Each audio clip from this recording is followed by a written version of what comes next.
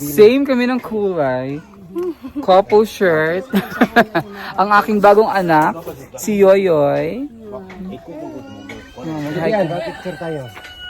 Sa katayuan natin, bilang mga LGBT, naman ko yung naramdaman mo bilang ikaw. Kasi special tayo, hindi tayo kagaya ng ibang mga bata na kahit ganito tayo, pero dapat meron tayong respeto sa sarili. No? Yes. Habang ikaw na bata pa, umayon ka muna yung sabi nga ni Sir Paul, sa kultura ninyo, sa school, kasi sa school, di ba, required tayo na mag-uniform. Yes. Ang pagbubuli ng ibang tao, nagsa-start din sa sarili natin. Kaya tayo nabubuli, kasi yung pananamit natin, hindi masyadong vulgar. Okay lang naman yung medyo feminine, pero hindi masyadong vulgar. Ito, sabi mo kayo na magka-crop top ka. Siyempre, labas puso, yun. Iba yun, di ba? So, Yes, po. sa tingin mo, maganda yung tignan. Hindi po. Oo, di ba? Ako yung bahay mo, ang linis. Malinis ka rin sa bahay. Tapos may mga kurtina ka pa, oh. O, di ba? Ganyan ang magaganda. Ayan ang mga ano namin. Forte natin yan, di ba? Magsusunod natin malinis, maganda. Opo. Ah. So, panatilihing malinis ang bahay. Ayan. At mag-aral mabuti. Yung sinabi ko kanina, tandaan mo yun, ha? Huwag kang masyadong vulgar. Yung, okay lang, mas maraming bibilib sa'yo. Mas maraming matutuwa sa'yo pag formal lang.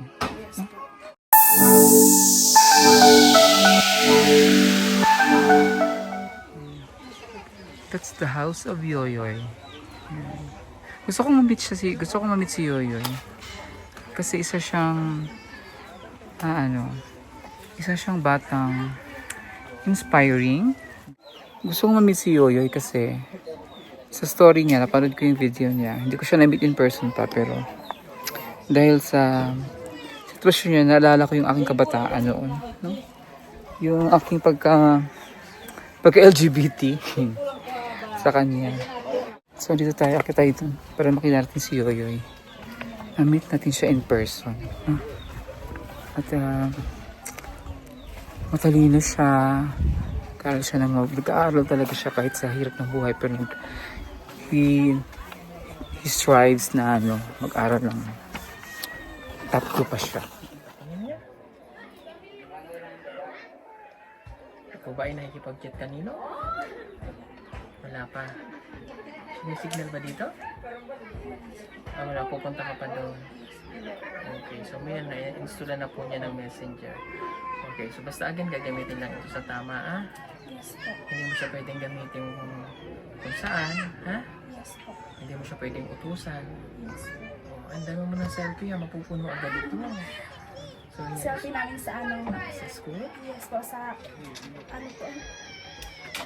may dalawa po kami mga gulay. Nutrition man po. Nutrition month. Okay, mabuti naman. So, syempre alam mo yung pakiramdam na ikaw ay may cellphone at yung mga kaklase mo ay wala. Diba? Syempre, alam ko yung buhay dito lahat. So, papalat ka dahil meron kang cellphone.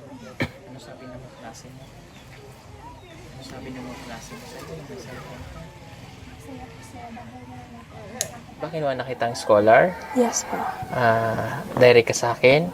Yes, Pero po. syempre, iba pa rin yung mayroon kang katuwang. So, meron na rin ulit mag-i-sponsor sa iyo. So, aside sa akin, ikaw, dahil nangihinayang kami sa galing mo, siya po ay sponsor na rin ni Tita Sara Loretta Yaco.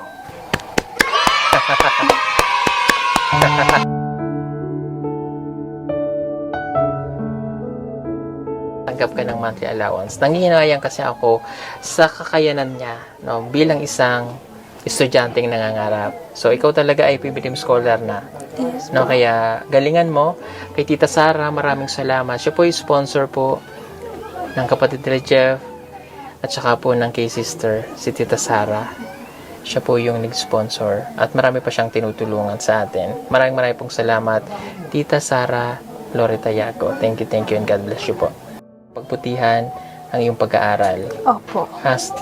Diyan nakasalalay, ha? Tatagumpay mo sa buhay at ikaunlad ng iyong pamilya. Opo. Ha? Yes po. Okay. Huwag ka uling ma-open sa akin sasabihin. Ano ba ang mga sinusuot ni Yoyoy? Ikaw ba ay ganyan ang mga kasuotan mo? Ano ang prepared mong suotin? Anong gusto ay, panag sa mag-crop top ako. namin na ikaw ay ganyan. Pero hanggat maaari, suotin mo muna yung naayon sa kultura nyo, sa mga tao na naririto. Huwag kang magdadamit pang babae. Yes Okay? po. In time, darating ka sa punto na gano'n. No? Yes At po. bilang isang LGBTQ, andyan yung nanay mo. Yan, si Madam Yola. Hello po. Ano ang may papayo mo sa kanya, Madam? Dini ka. Buhay. Hello! Hello, magandang Hello, tanghali. Yoy. I'm so excited. Nakita ko siya. So, ngayon, sabi ko, personal, nakita ko na talaga siya. Kasi napanood ko yung video mo at nakilala kita. So, I was reminded kung ano ako noon, nung bata pa ako. So, sa katayuan natin, bilang mga LGBT, kasi naramdaman ko yung naramdaman mo bilang ikaw. Kasi special tayo, hindi tayo kagaya ng ibang mga bata na Yes po. basta special tayo. So, ang ano ko lang sa iyo is, kahit ganito tayo, pero dapat meron tayong respeto sa sarili. No? Yes. Tulad ko, gaya ko. Hindi naman ako nagdadamit babae. Kahit ganito ako, pero hindi talaga ako nagdadamit babae. Simula nung bata pa ako. Nagsi-shorts man ako, pero hindi talaga ako nag-cross-dress. Inirespeto ko rin yung ibang mga kagaya natin na nag-dress. Pero habang ikaw na bata pa, ano ka muna, umayon ka muna yung sabi nga ni Sir Paul, sa kultura ninyo, sa school. Kasi sa school, di ba, required tayo na mag-uniform. Yes po. And then, buti nga sa inyo, hindi pinapagupitan yung buhok. Hindi po. Hindi naman. Depende lang po sa mga tao. Kung Oo, gusto. kasi ngayon, ang ibang school na rin, ina-allow na rin yung kung ano yung sex preference ng bata, no? Pero kung ako sa iyo, advice ko lang naman to kasi bilang scholar ng BBT, dapat ano din tayo kasi minsan ang pagbubuli ng ibang tao nagsa-start din sa sarili natin. Kaya tayo nabubuli kasi yung pananamit natin hindi masyadong vulgar. Okay lang naman yung medyo feminine pero hindi masyadong vulgar. Ito sabi mo kayo na magka-crop top ka. Syempre labas puso yun. Iba yun, di ba? So, Yes po. sa tingin mo maganda yung tingnan. Hindi po. Oh, di ba? So, aayos muna tayo, ha? Yes po. Tapos maging totoo ka sa sarili mo, maganda yon. Pero huwag mong kalimutan ng Diyos. Yes No? Si God kasi. Pag may Diyos tayo sa sarili natin, aayon yun. Tapos, siya ang gagawa ng paraan sa iyo na kung saan kanya itutungo. No? Mag-pray lagi. Yes Tapos, po. mahalin ang magulang. Kasi ang Yes, magulang ang ating panghawakan, no? Pamilya. No? Yes po. Yun lang. Kasi, natutuwa ako sa'yo kasi matalino ka. Gamitin mo sa tama yung talino mo. Yes po. Tapos huwag kalimutan nga ang mga taong tumutulong sa'yo. Yes Kasi, yun yung, sabi nga lang, ang batang o ang taong di marunong lumingon sa pinanggalingan, hindi makakapunta sa paroroonan. So, always look back or always maging grateful ka sa mga taong tumutulong sa'yo, like ni Sir Paul, at saka yung mga sponsors mo. Yes po. Na?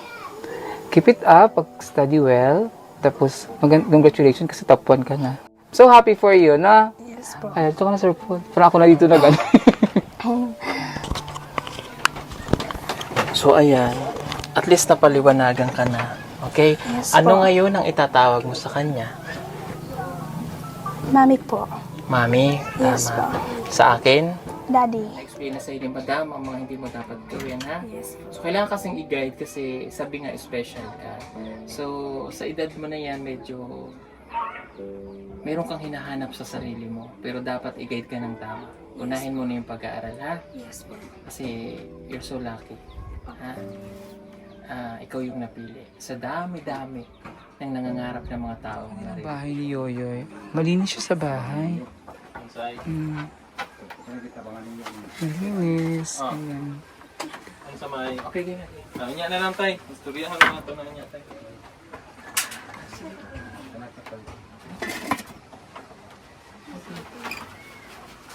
Okay. Ikaw po ang kanyang ate? Mas maganda ka sa kanya. Ganun. Okay, siya ang ate mo. Opo. Ano pangalan mo? Jinjin. Jinjin? Asan yung mic? Sorry.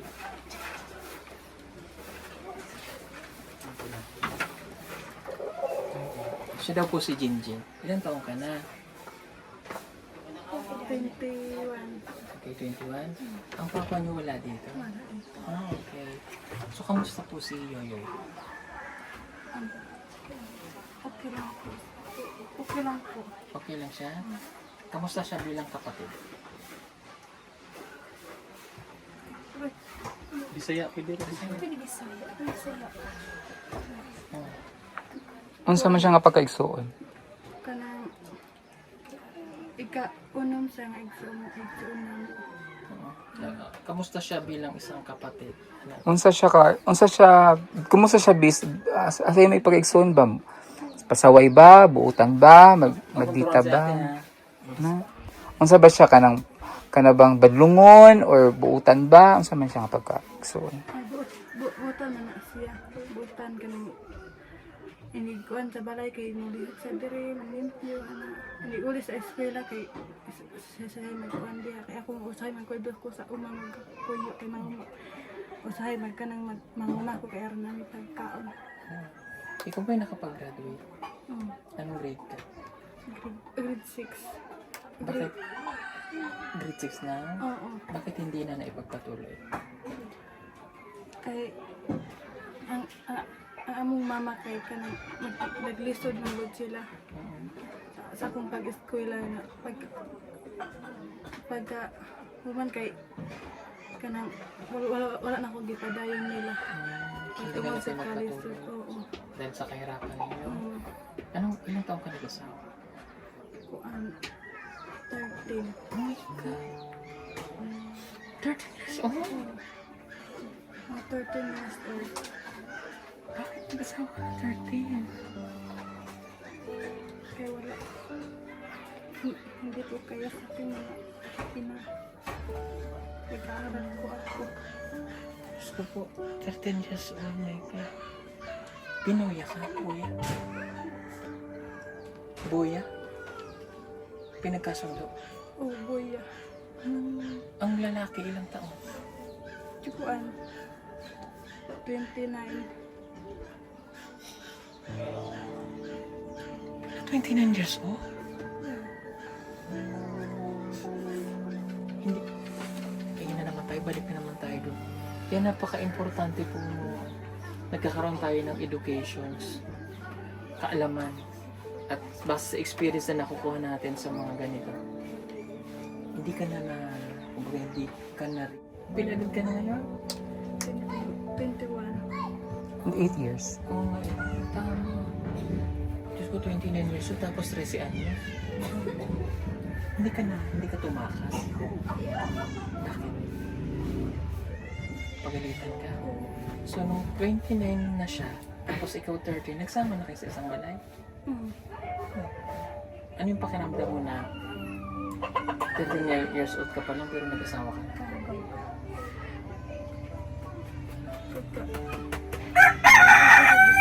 Oh, Bisaya. Makuan ko ba na sige na po gunahon ang nabili ko ang tako tingnan niya akong masudlan padayon ko ang takong eskwela kay aron makabalo ko sa mga ginikanan tungod sa akong pagminyo. Ilang taong ka naman? Kon 16. Okay, so sana hindi matulad yung nangyari sa iyo sa naging anak mo, ha? Okay. Pero namiss ko yung saging. Ano to? Nagkain na Saging? magkaon. Ah, okay. Kini, kanon. Ay, wow, ang daming kanin. Yung saging na last time na nakain namin, meron pa kayo? Wala. Wala na po. Wala na. Sayang, gusto ko yun eh. Hindi, masarap po kasi yung saging na yun. Saan ka natutulog? Ayun ang kwarto mo. Pwede bang pumasok tayo dyan? Oo, tingnan lang natin. Akin na yung mic ko, sandal mo. Tingin. Ay, iro. May iro. Sorry, iro. Ah, okay. Okay. So, ito ang kanyang bahay po nga kababayan. Ano ito, Day? Sinulid po. Ang bakit nandyan? Pag mananahi ka, kukuha ka lang, gano'n? So, ikaw lang dito mag-isa? Yeah, dalawa po kami ng kapatid ko. Ah, may kapatid ka pa? Meron po. Nasaan siya? Nandun po sa Nag-aaral to? yes po. Anong grade na siya? Kinder. Ah, kinder. Maliit pa. Okay, nasaan ang mga damit mo dyan? Yan lang? Yes po. Pila imong sanina? Duara. I mean, yung pang-araw-araw. Uranay ba? 10. 10? Oh, mabuti naman. Okay. May mga bag po siya dito. May sapatos ka na ba? Wala po. Anong ginagamit mo? Tsinelas lang? Yes po. Anong size ng paa mo? Patingin nga. 8? 8. Tingnan ko nga kung anong size. Ah, okay. Medyo malaki yung paa mo ha. Patingin. Ah, 8 nga siya ka-size ko. No? Oh. Meron kang lana dito. Ano to, Day? Lana? Yes. Hello? Maglalana ka? Hindi. Baka napuputol yung ano ha? Ay, joke lang po. Hindi naman napuputol ang baywang mo. Hindi po. Hindi po namin yung ginagamit. Hindi daw nila ginagamit. Joke lang. Okay, sige. So, dito daw po siya natutulog. Malamig dito sa inyo, no? Yes po. Paggabi? Yes. O, kasi mataas po yung lugar nila. Okay, sige. Padayon lang, ha? Yes. Thank you. At, napakilala mo sa amin ng iyong ate. Yes. Mag-aaral kang mabuti. Kasi yun lang yung puhunan, ha? Yes po. Okay? Sige, halika. Dito tayo. Napasa tayo dito. Next time, sana makilala ko ang iyong ama. Gusto niya ako makilala kayo. Ah, gusto niyang makilala kami? Okay. Pero ang ganda ng ate mo. Oh, ang buhok nila po ay literal na kulot. Oh, pag tinanggal niyo po yung buhok niya, kamukha naman niya po si Laura Bell. Sige nga, tanggalin mo nga, Yoy. Sige. Sige nga, ikalat mo pa yung buhok mo. Kamukha siya ni Laura Bell eh. Di ba? Sana all. Sige po mga kababayan, maraming pong salamat. Siya po ugit si Yoyoy. Wala ka na bang ibang pangalan? Yoyoy talaga? Yes po. Anong apelido mo? Gumataw. Gumataw. Okay. Siya po si Yoyoy Gumataw. Salamat po sa inyong lahat mga kababayan. Nataalis na po kami. Thank you sa iyong pag-share ulit ng kwento ng buhay at kay ate mo. Congratulations! Thank you. PB Team Scholar ka na. Ano sa'yo feeling? Anong feeling mo? Masaya po ako. Ha? Mag-aaral mabuti ha? Make Daddy Paul proud. Make us proud. Naglilinis ka dito. August 5, minsan yun ang padala ng sponsor mo. August 5. Doon kayo bibigay yung padala niya, ha? Yes. Okay. So, ano masasabi mo kay Daddy Paul? Tsaka sa sponsors? Maraming salamat po. Sige, sabihin mo. Maraming salamat po sa kanila dahil meron na pong i-sponsor sa akin at nagtutulong sa aking pag-aaral. Si ate, anong sasabi ni ate? Bibisit ko. Saya na. Malig, Tagang salamat. daghan salamat nga sa pagtabang sa kong manghod nga. Itabangan jud ninyo sa ipag-eskwela. Kami wala jud ni kanang mahimo kung mag kuha na yung grade. Krisis ang mga panahon. Kaya na lang daghan salamat. Oo, kasi nakikita ko yung bahay mo, ang linis. Malinis ka rin sa bahay. Tapos may mga kurtina ka pa, oh. O, diba? Ganyan ang magaganda. Ayan ang mga ano namin. Forte natin yan, diba? Magsusunod natin malinis, maganda. Opo. So, panatilihing malinis ang bahay. Ayan. At mag-aral mabuti. Yung sinabi ko kanina, tandaan mo yun, ha? Huwag kang masyadong bulgar. Yung, okay lang, mas maraming bibilib sa'yo. Mas maraming matutuwa sa'yo pag formal lang. Yes po. Pwede naman ganyan, pag huwag ka lang mag-crop top. Yes po. Okay naman yung mahabang buhok, basta lagi nakatali. Wag lang masyadong maraming mga abubot-abubot, no? Yes po. Okay. Study hard, study well. At pakita mo na deserving ka na tulungan, no? Kasi sa dami-daming bata dito, ikaw ang napili kasi may plano ang Diyos sa buhay mo. Yes. Ha? Huwag kalimutan magpasalamat sa Diyos. Mag-pray, no? Yung pangalan mo sa birth certificate, Yoyoy talaga. Tinanong mo ba si Papa mo bakit Yoyoy ang pinangalan sa iyo? Dahil para maganda po yung pangalan. Yung singer na si Yoyoy. Yes. Marunong ka ba kumanta? Hindi? Hindi ka talaga natutong kumanta? Magpa-practice ako. Pero try mo kaya, mag-practice ka kumanta. Try mo kumanta. Na, mag-practice ka. Oo. Tapos sana magkita tayo sa magsama tayo para turuan kita yung mga gamit ko, ganyan. Mag-share ko sa iyo. No? Diyan na sila sa taas. Bye-bye na, bye-bye. Same kami ng kulay. Couple shirt. Ang aking bagong anak, si Yoyoy. Picture tayo. Diba? Kasami, bye-bye!